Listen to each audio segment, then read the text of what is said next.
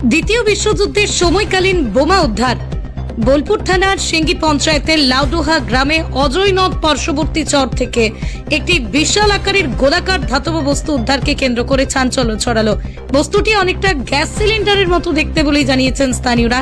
এদিন দুপুরে নদীতে ভেসে আসতে দেখে গ্রামবাসীদের মধ্যে আতঙ্ক ছড়িয়ে পড়ে। তড়িঘড়ি খবর দেওয়া হয় বোলপুর থানায়। পুলিশ এসে বস্তুটিকে সতর্কতার সঙ্গে নিরাপদে সরিয়ে রাখে যাতে কোনো দুর্ঘটনা না ঘটে। যদিও এখনো পর্যন্ত নিশ্চিতভাবে জানা যায়নি যে ধাতব বস্তুটি আসলে কি, তবে স্থানীয়দের ধারণা দ্বিতীয় বিশ্বযুদ্ধের সময় বোমারু বিমান থেকে ফেলা বোমা হতে পারে এটি। এর আগেও বীরভূমের বিভিন্ন নদীর তলদেশ থেকে এই ধরনের গোলক সদৃশ্য ধাতব বস্তু উদ্ধার হয়েছে।